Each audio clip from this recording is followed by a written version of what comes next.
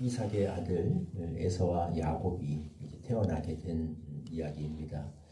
거기서 하나님이 야곱을 이제 택하셨고 결국 에서가 버림을 받게 되는 그런 내용이에요.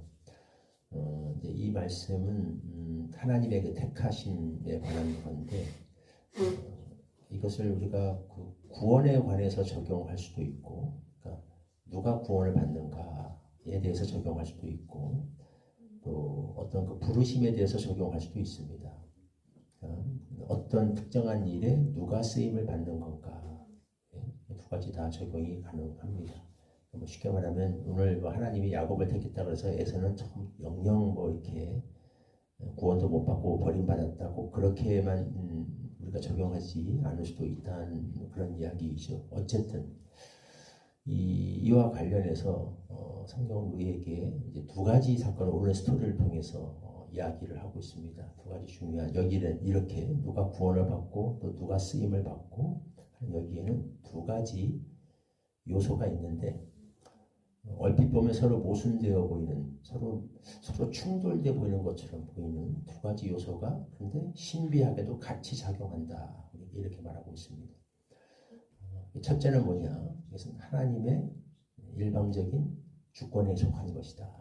하나님이 정하신 거다, 이 얘기예요. 엄마 뱃속에 있었는데 하나님이 야곱을 택하셨습니다. 그래서 큰 자가 어린 자를 섬기리라. 그러니까 형보다 동생을 먼저 하나님이 쓰시겠다라고 하는 거죠. 하나님의 언약, 이게 그 축복이 장자를 통해서가 아니라 차남을 통해서, 동생을 통해서 이루어질 거다. 이 둘은 지금 엄마 뱃속에 있습니다. 아무것도 하기 전이에요. 누가 뭐 얼마나 훌륭하고 누가 뭐 못하고 누가 잘했고 누가 잘못했고 이걸 말할 수 없는 단계입니다. 하나님이 일방적인 주권으로 그렇게 택하셨어요. 야곱을 택하셨다. 말씀드린 것처럼 이제는 근본적으로 우리 인간의 그 구원, 또 우리가 부름받아서 어떤 특별한 일에 쓰임을 받게 되는 거, 이 모든 게 전적으로 하나님의 은혜에 속한 거다라는 것을 명확하게 보여줍니다. 하나님이 그렇게 정하셨기 때문에 우리가 구원을 받은 것도, 예수를 믿은 것도 하나님이 애초에 우리가 엄마 뱃속에 있을 때, 태어나기도 전에, 사실은 그 전이죠. 영원 전에 이미 처음 세상을 창조하실 때부터 이미 하나님의 마음속에 계획이 있었습니다. 그래서 우리가 그렇게 된 거라는 거예요. 예수님을 믿을 수 있었고, 또 뭐 믿는 과정은 다양할 거예요. 친구가 전도를 했을 수도 있고, 아니면 내가 태어나 보니까 엄마 아빠가 믿는 사람이었기 때문에 내가 그냥 기독교 가정에서 자랐을 수도 있고, 다양하게 우리 생각할 수 있는데 모든 건 하나님이 미리 정하신 거였다라는 겁니다. 좀 놀랍죠. 그런데 또 하나 성경은 이 이야기를 합니다. 좀 반대, 어떻게 보면 모순돼 보이는 이야기를 합니다. 근데 실제적으로 하나님의 부르심이 어떻게 야곱에게 이루어졌는가? 이 커가면서 둘이 달라져요. 에서는 사냥하는 걸 좋아합니다. 사냥하는 것까지는 좋은데 이제 문제는 그런 거 외에는 딱히 관심이 없었다는 거예요. 쉽게 말하면 영적인 일에는 별로 관심이 없었다는 게 드러나죠. 야곱은 반면에 이 어떤 영적인 일, 하나님의 부르심, 하나님의 축복, 이거에 굉장히 많은 관심이 있었습니다. 그래서 어느 날 이제 에서가 사냥을 하고 돌아왔을 적에 그 야곱이 팥죽을 써가지고 형과 거래를 하죠. 에서가 나 너무 배고프다. 어디서 맛있는 냄새가 나니까 야곱이 이 죽을 형한테 주는 대신에 장자의 명분을 내게 팔라 라고 이야기를 합니다. 굳이 이렇게 안 해도 사실 하나님이 정하셨기 때문에 사실 때가 되면 이제 이렇게 이루어질 거였어요. 근데 이제 야곱도 조금 조급하긴 한 거죠. 우리가 나중에 이야기하겠지만 너무 조급해서 하나님이 하실 때를 기다리지 못하고 인간적으로 형하고도 거래하고 나중에 뭐 아버지한테도 거짓말하고 너무 이걸 이렇게 하려고 하다가 문제가 되긴 합니다. 그러나 어쨌든 중요한 것은 그만큼 야곱은 그런 영적인 소원이 있었다는 거예요. 내가 비록 차남으로 태어났지만 그 장자의 축복을 받고 싶다. 하나님의 역사 속에 쓰임 받고 싶다. 하나님이 주시는 복을 내가 받고 싶다. 라는 그런 소원이 굉장히 있었습니다. 근데 에서는 관심이 없어요. 장자권, 축복, 가져가. 거기서 떡이 나오냐, 밥이 나오냐. 난 지금 당장 배가 고픈데 반죽 먹는 게 최고다. 하고 해서 그냥 육신의 욕구를 채우는 데만 관심이 있었습니다. 여기서 명확하게 갈리죠. 그래서 이걸 보면 하나님이 왜 야곱을 사랑하셨는가, 어떤 사람이 하나님께 사랑을 받는가 라는 게 이해가 갈 만큼 또 명확하게 이게 드러납니다. 성경은 이 두 가지가 같이 작용한다고 얘기를 해요.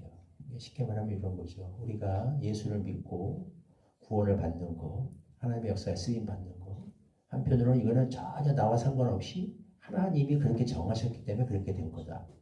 다른 한편으로는 근데 그렇지 않다. 사람이 실제로 그렇게 할 적에 누구는 복음을 들었을 때 관심을 가지고 믿어요. 하나님의 말씀을 사랑합니다. 그래서 기도하기 좋아하고 하나님께 나아가기 좋아하고, 반면에 어떤 사람들은 똑같이 복음을 들어도 관심이 없어요. 반응을 하지 않아요. 영적인 일, 그게 무슨 소용이, 보이지도 않는 영적인 세계, 그게 무슨 소용이 있느냐. 지금 당장 먹고 마시고 놀고 즐기고 나는 여기에 관심이 있다. 이렇게 된다는 거죠. 실제 이 두 가지가 다 작용합니다. 성경은 두 가지를 다 얘기해요.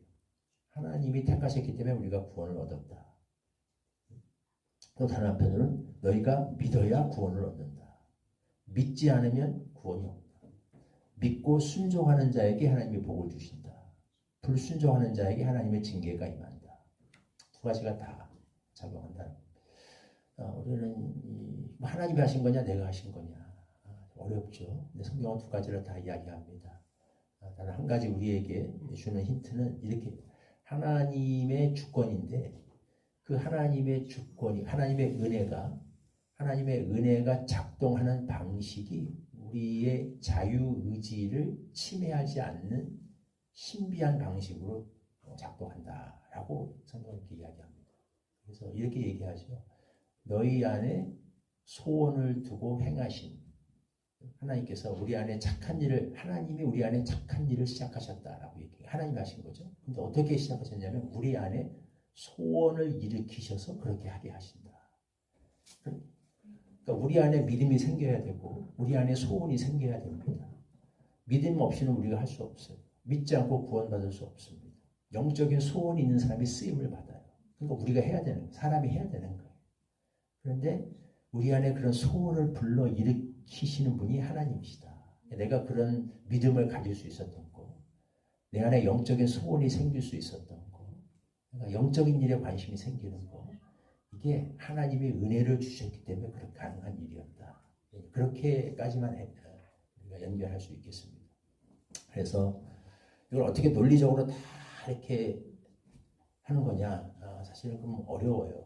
어렵습니다. 어려운데, 그러나 우리 성경이 이렇게 말하고 있기 때문에 우리는 그걸 믿음으로 받아들이고, 우리가 그럼 실제적으로 그러면 어떻게 하라는 거냐라는 실제적인 적용을 우리는 해야겠죠.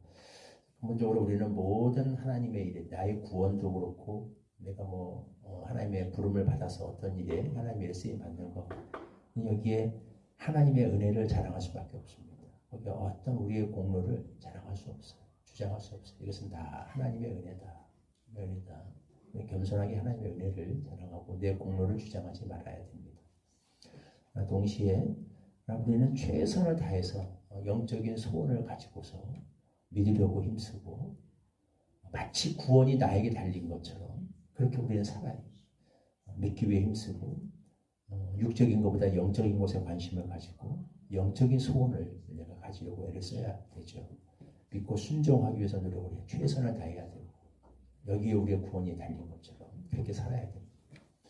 그렇게 해서 내가 믿음으로 그렇게 살고 쓰임을 받고 나면 다시 돌아서서는 우리는 또 이렇게 나의 공로가 아니라 이것은 하나님의 은혜였기 때문이다. 하나님의 은혜를 주셨기 때문에 내가 회개할 수 있었고, 하나님의 은혜를 주셨기 때문에 내가 믿을 수 있었고, 하나님의 은혜를 주셨기 때문에 내가 성경을 읽어도 말씀이 깨달아지는 거고, 친구가 나에게 전도를 했든지 아니면 태어나 보니까 내가 엄마 아빠가 신자라서 내가 크리스찬이 됐든지 그 모든 것이 다 사실은 하나님의 은혜였기 때문이다 라는 그런 자세를 가지고 살아야 되는 거죠. 모든 역사 속에 이 두 가지가 다 작용한다. 그래서 꼭 기억하면서 우리는 그렇게 살아야겠습니다. 오늘 하루도 우리 앞에 순종과 불순종, 영적인 삶과 육적인 삶이 놓여 있습니다. 선택이 나에게 달렸어요. 우리 편에서 보면 이게 맞아요. 우리는 이 중요한 선택의 기로에서 야곱처럼 될 것인가, 에서처럼 될 것인가. 성경은 에서를 가리켜서 망령된 자라고 합니다. 영적인 일을 소홀히 여긴, 가볍게 여긴 망령된 자. 내가 망령되게 살 것인가, 신령하게 살 것인가를 늘 생각하면서 그 앞에서 우리는 살아야 되겠고요. 그렇게 살고 난 뒤에는 하나님의 은혜. 그래서 그래도 그렇게 믿음으로 살 수 있었던 것은 오직 하나님의 은혜였다. 하나님의 은혜를 드러내고 붙잡고 의지하면서 살아갈 수 있어야겠습니다.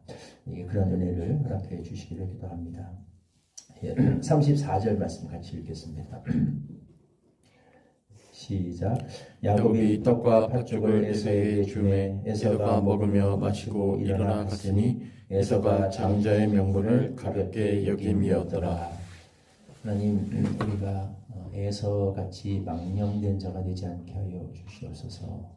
육신의 배고픔을 채우기 위해서 하나님이 주신 신령한 축복을 가볍게 여긴 에서 같은 자가 되지 않게 하시고 야곱처럼 신령한 축복, 하나님의 은혜를 간절히 사모하고 무엇보다 그것을 소중히 여길 수 있는 그런 영적인 사람들이 되게 하여 주시옵소서. 그러나 이 모든 것은 하나님의 은혜로 가능한 일임을 잊지 않게 하여 주시옵시고 범사에 겸손하게 우리가 하나님의 은혜를 구하는 사람들이 되게 하시고 또 오직 우리의 공로가 아니라 하나님의 은혜만을 드러내고 고백하고 자랑하는 자들이 되게 하여 주옵소서. 예수님의 이름으로 기도하옵나이다. 아멘. 찬송가 10장 1절 부르시고 주님 가르쳐 주시기도 함께 기도하겠습니다. 전능하고